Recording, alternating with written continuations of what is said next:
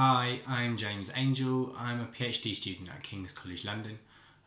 This is a short video introduction to my recent Antipode paper, which is called Towards an Energy Politics in, Against and Beyond the State, Berlin's Struggle for Energy Democracy.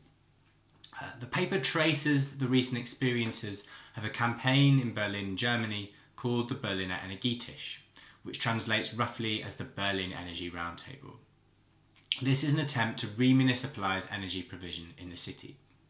So in 2013, the Energietisch forced a referendum in the German capital on its demands around the remunicipalisation of the city's electricity distribution grid and the establishment of a new publicly owned municipal energy utility, which will be powered by renewable energy, sold on to households at affordable prices to tackle energy poverty.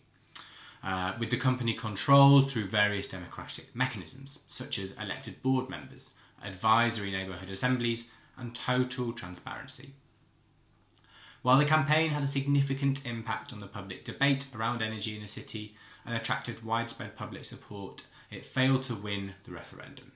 So while it achieved an impressive 83% majority, it narrowly missed out on the voter quorum required for a valid result.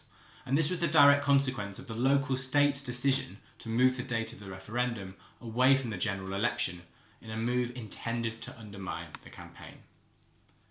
So my paper explores what we can draw from this struggle to inform ongoing debates around the emerging social movement imaginary of energy democracy, which seeks to push low-carbon energy transitions towards an agenda of social justice and democratic collectivised control beyond the market. Specifically, the paper focuses on the ways in which the Energietisch campaign related to the local state in Berlin to draw out theoretical and strategic implications for how energy democracy struggles might engage with the state.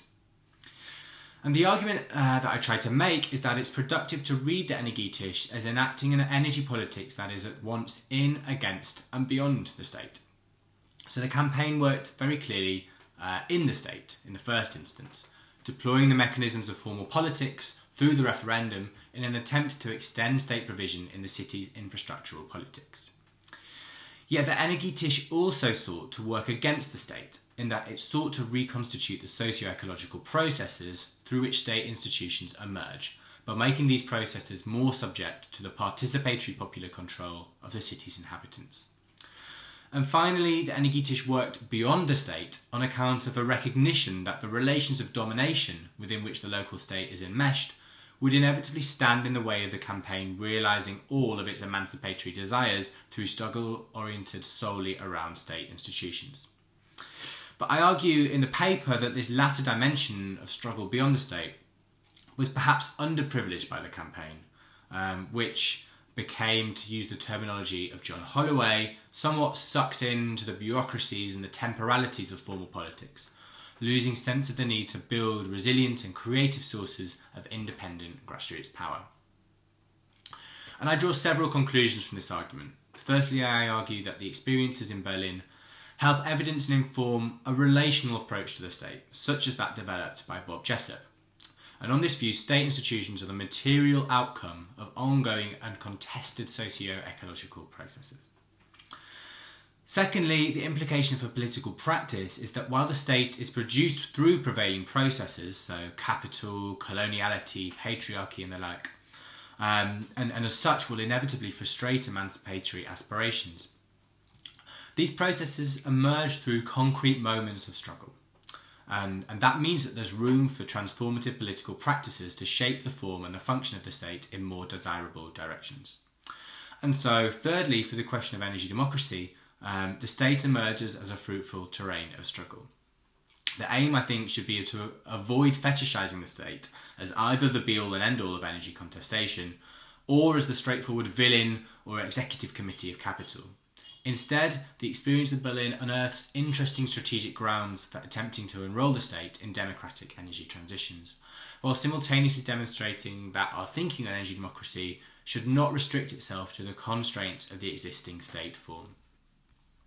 So my hope is that the paper makes some contribution to debates within both the growing field of energy geography and as well the revitalisation of interest in debates around the state and state theory. So with struggles around energy and beyond increasingly seeking to enrol the state in various ways, with the past few years seeing the birth of a number of surprising left electoral projects from Greece to Spain and even now in the UK and the US, critical reflection on the state seems increasingly important. So I'd really like to hear what you think. Do get in touch with any questions, comments, feedback. You can reach me by email at james.angel@kcl.ac.uk, and I also tweet at jamesangel20. So thanks for taking the time to watch this, and I hope you find the paper interesting.